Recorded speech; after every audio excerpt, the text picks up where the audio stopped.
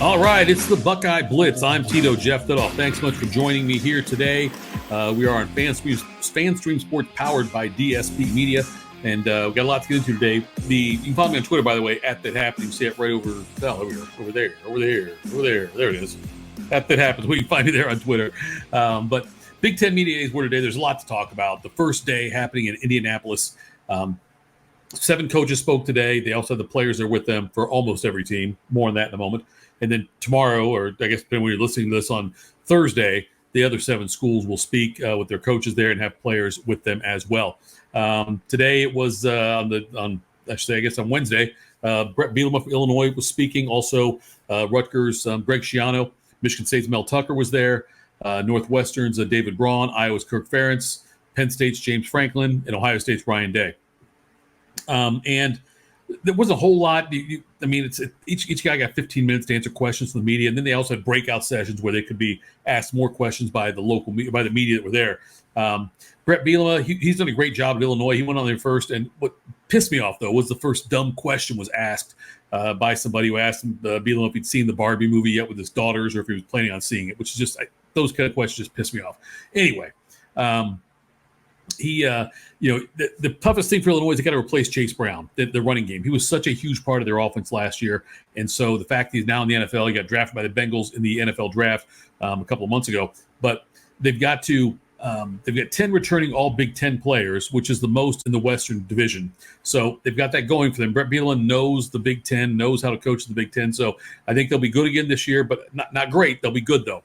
Greg Schiano was up next, and Rutgers returns 70% of their production from last year, which is 3rd in the Big Ten and 29th, I think, overall in the country. So they've got a lot of talent coming back.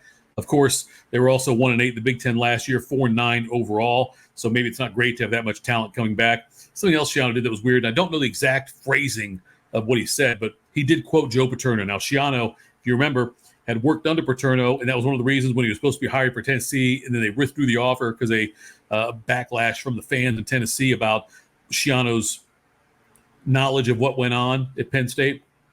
And so I thought it was kind of weird that he quoted Joe Paterno, knowing what that kind of stigma, what that carries when you say something like that. But anyway, then Rutgers. So Rutgers this year, like I say, 70% of their production coming back. But again, it's Rutgers. Michigan State, Mel Tucker was on there, and he talked about needing to figure out the starting quarterback. It was funny. There was a light moment in there when Tim May, the longtime Ohio State reporter for the Columbus Dispatch, asked him if Deion Sanders had stolen his strategy, because you remember Mel Tucker, he had a great first year at Michigan State because he got Kenneth Walker through the transfer portal, who led their team. They had a great season, 10 wins and all of that, but they struggled last year. They're one of their better quarterbacks transferred out, wide receiver, the top wide receiver returning transferred out as well. So we'll see what Michigan State does this year. Northwestern's David Braun. This was the one that he's the interim coach there. Northwestern, we know about the hazing allegations, Pat Fitzgerald losing his job, and the baseball coach losing his job. And there's allegations about the women's volleyball team also having situations like this. And so Northwestern's under a lot of fire. They named David Braun their interim head coach, and they decided when they come here, each team can bring up to 3 players they want to come to media day. And Northwestern decided to hold their 3 players back because of all the turmoil, all the controversy surrounding Northwestern right now. But David Braun still had to go out there and face the media. Now, when these guys come on, they get about 15 minutes each to speak, like I said, and they give like an opening statement, and then they open the floor for questions. Now, the first few guys, Michigan State, Rutgers, Illinois, those first head coaches there that spoke, they were asked about hazing at their school. They were reporters trying to allude to it a little bit with what went on at Northwestern. And David Braun gets up there, and out of the 15 minutes, he probably spent the first, 12 minutes or so with his opening statement. And all over the board about like his family and about what this, the way the program's headed now, and what his first conversation was like with players after he was named interim head coach, all these different things. But he went forever to only have to answer a couple of questions after that, which is probably smart by him. He looked very robotic, though. He looked like he was just reading a statement the whole time. And I'm not saying he wasn't being genuine. I'm just saying that's the way it came across. Iowa's Kirk Ferentz spoke after that. Iowa, of course, added Cade McNamara, the quarterback from Michigan, to their team this year. And they're also under a bit of fire themselves because there was a player for Iowa who was supposed to be at this event, Noah Shannon, defensive lineman. And there's a gambling investigation going on at Iowa and Iowa State. Noah Shannon, one of the people who's being investigated. So Noah Shannon decided not to go, or I don't know if it was his choice or the university's choice, but they ended up he was Noah Shannon, who was a big-time defensive lineman there. He's a senior defensive lineman for Iowa, and he stayed behind and did not make the trip. They added Luke Lachey, who, ironically, Luke Lachey, tight end, is Jim Lachey, former Buckeye, former Super Bowl champion. That's his son. So Luke Lachey was there instead. But Kirk Ferentz asked about, if he knows how many players this is going to affect, this gambling investigation. And he said, no, I'm not sure. We're letting everything play out, let the, whatever. So he's letting everything play out before he decides. But he said he wasn't sure how many players exactly are going to be affected by this NCAA investigation. Penn State's James Franklin was up next, and he's very excited about his team this year. He knows that he has to get over that hurdle of Ohio State and Michigan. And what's interesting, you look at Penn State's schedule almost every year, those are the two games that really matter the most to them, that will make or break their season. After this year, they won't have to necessarily play Ohio State and Michigan every year. We already know that in 2024, they're not going to play Ohio State. It's not one of the protected rivalries. Penn State had no protected rivalries in the Big Ten. So, and then Ohio State's Ryan Day came on next. Ohio State is returning 16 all Big Ten players. And the few things that Ryan Day said that stood out was he was asked early on, and again, Tim May, who is a fantastic longtime reporter for the Columbus Dispatch, he's covered Ohio State football for probably 40 years, I think it's been. And he asked Ryan Day, because he knows every time he asks Ryan Day about the starting quarterback situation, Ryan Day always deflects. So Tim took a smarter route and asked Ryan Day if he's any closer to naming the backup quarterback. Of course, Ryan Day chuckled for that. Everyone in the room got a laugh out of it, but he said he's not there yet. He's hoping midway through camp he will have an answer. And that's what's going to be key for this Ohio State team is they can't have a two-quarterback system going into the season. They've got to be able to have one quarterback, an established quarterback, and that's the guy that's going to be their main guy, barring some catastrophic performance somewhere along the way. So they talked about that. They also mentioned the fact that he was asked about the Ohio State-Michigan rivalry and where the game is played, because as we move forward now in 2024, when the USC and UCLA join and we go to a divisionless Big Ten, there's a chance that Ohio State and Michigan could play in back-to-back weeks. And Ryan Day said, look, I'm not a big fan of that. I don't know if necessarily that's something that's good for the game. He said, I think it's worth a long discussion about where that game should be placed. I think if it was the same as it was the past year, we would be playing back-to-back games, and who knows, maybe we'd play again in the playoff. So I just think that needs to be taken into consideration. Not that we should move it, but I think it's worth talking about. Now, and by the way, this is on bucknuts.com where where these comments were posted, but it's worth talking about. There's a lot of times in the past, if they had gone to this divisionless format, that Ohio State and Michigan would have met in the championship game, even like before the championship game started for the Big Ten. There were lots of times back in the Woody and Bo era, they would have played a second consecutive week if that was around. Valid concern. I don't think you can move Ohio State, Michigan. And yes, you may end up having them play back-to-back weeks. And they could play a third time in the playoff. They wouldn't play in the first round of the playoff because one of them would be the champion and probably get a bye. But it could happen. Yes, I understand that. There was a time it could have happened before, back when they did the stupid legends and leaders thing, and they never met there either. I don't think it makes much sense to move the game, the tradition there of that. There's so many traditions in college football that are tossed out the window already with the fact you've got Texas and Oklahoma going to the SEC. You got USC and UCLA, heading over to the Big Ten. So there's a lot of traditions that have already been cast aside. I don't think that this is one that is worth casting aside. I think I would rather keep it where it is as far as the Ohio State-Michigan game on that Saturday after Thanksgiving. Some other news came out of the Big Ten, and I'm going to get into the Michigan stuff shortly, but Minnesota players, there's former Minnesota players that have complained about the culture under P.J. Fleck at Minnesota and saying they call it toxic culture and also a cult-like feel to it with the way that P.J. Fleck runs things. They also said some of these players in the story that came out to Front Office Sports by these former players that Fleck's got something called the Fleck Bank, and players can by doing certain things, or they can earn some kind of like points, I guess, in a goodwill system to circumvent some of the repercussions of the failed drug tests and other violations. So those things are out there with Minnesota. So you have the Northwestern thing going on You got the Minnesota thing going on, and plus now we got the Michigan thing going on as well. And I'll talk about the Michigan thing here in just a moment. I want to get to this first, though, about give you the schedule for tomorrow and who all's going to be talking tomorrow as far as coaches go. Tom Allen will lead things off. He'll be followed by Michael Loxley out of Maryland.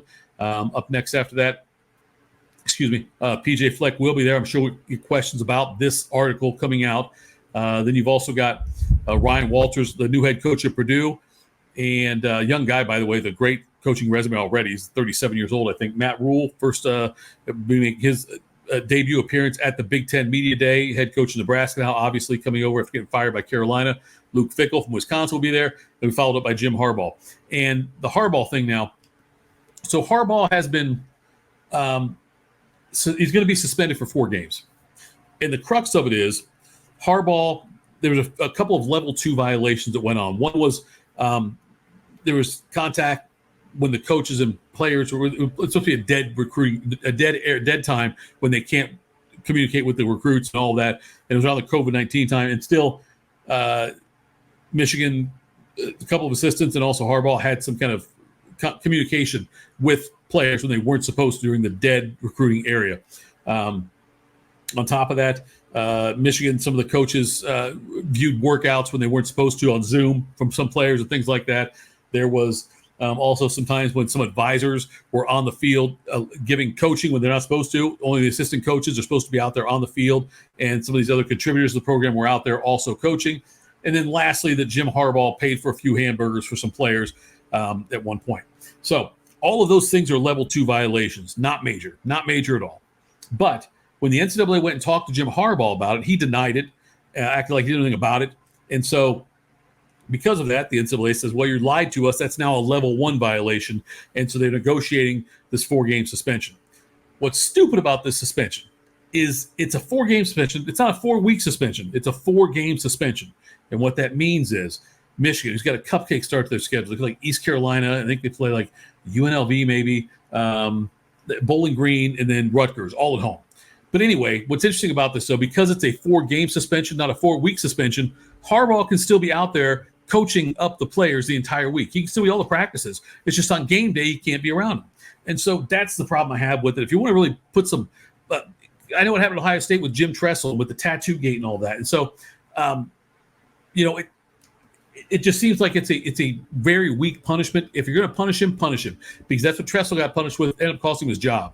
And that's the problem I have with this is that either make it a real suspension or not, whatever you want to do.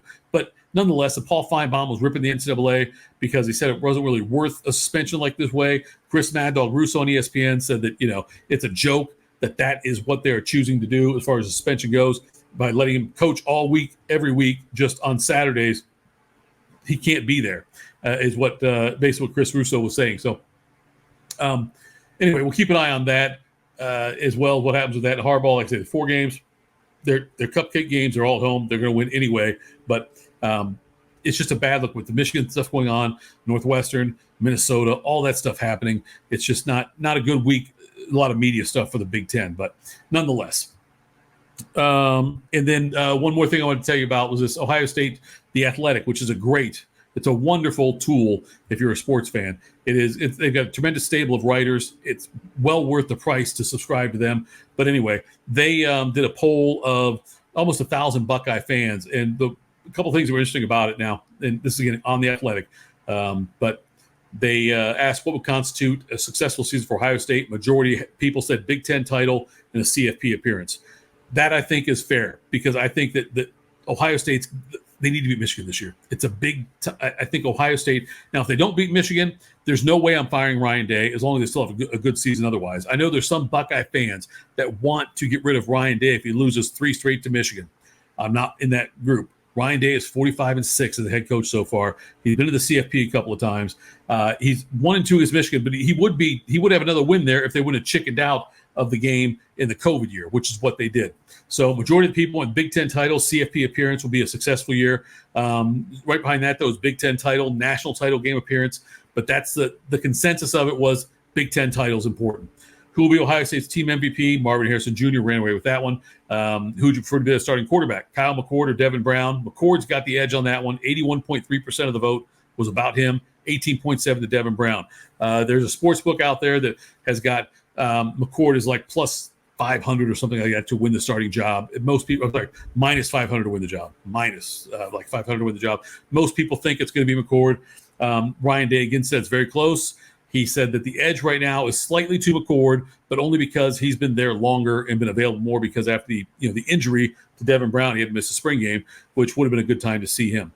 Who should earn the coveted Block O jersey this year? Xavier Johnson got the majority of that vote with 38.1%. Tommy Eichenberg right behind him at 34%. A couple of the other ones, their biggest worry. What were Ohio State fans' biggest worry about the 2023 season? Offensive line ran away with that one, 62.7%. After that was secondary, 16.9%. Quarterback, 13.8%. I am less worried. I think that's right in line with what I would think as well. I think that I'm surprised at how big of a gap there was between offensive line and secondary, because I thought offensive line might be like a 40 or 45% thing, and more on secondary, maybe a little more on quarterback as well. But that is where I understand the concern for Ohio State fans. I will tell you this: I'm very glad that Notre Dame is the fourth game of the season. I would not want to open with Notre Dame this year, just because you've got a rookie quarterback in there. A first-year guy under a center. It's going to be a tough road environment. I much rather would have, a couple of games under their belt. The Indiana game's a road game, which is good. I don't think Indiana's going to get Ohio State much of a challenge, but it's good, though, to see a quarterback come in there and have to play on the road and see what he can do. Which true freshman will make the biggest impact? Carnell Tate ran away with that one as well at 50.7% of the votes. Second was Brandon Innes with 21.9%, a couple of damn talented wide receivers. And then what else do we have here? The confidence in Ryan Day for the season. How would you rate it? And 54.3% of the people said they are very confident. And I'm right there with them on that one. This other one was interesting, though. How much longer will Ryan Day coach Ohio State? And 2.2% said 1 year. 21.5% said 2 to 3 years. 38.6% said 4 to 5 years. 37.7% said 6 years or more. Look, I think that Ryan Day enjoys being a college coach. I know that when he wins a national championship, I said when he wins a national championship at Ohio State, he will get offers, obviously, again, to go to the NFL, maybe as a head coach, maybe as a coordinator, but I think he likes doing what he's doing. So I think he wants to. Look, I wouldn't be surprised if he's a lifer here. If he stayed here for another 15 years, I would not surprise me at all. I think he enjoys being at Ohio State, enjoys the impact he can have on these young men and the impact he can have on the university and the community. I think all of those things really stand out to something that he really enjoys. So I think he's around for the long haul. We'll see about that, though. But again, make sure you tune in tomorrow, because we will also have a recap then of day 2 of Media Day. We'll hear what Harbaugh had to say, the questions PJ Fleck had, what I'm sure we'll be getting about what went on at Minnesota with the article. But that's it for now on the Buckeyes Daily Blitz. Thanks so much for tuning in. I'm Tito, Jeff Fiddall. Follow me on Twitter @ThatHappens, FanStreamSports.com. Daily Blitz, powered by DSP Media. Have a great night. Go Bucks.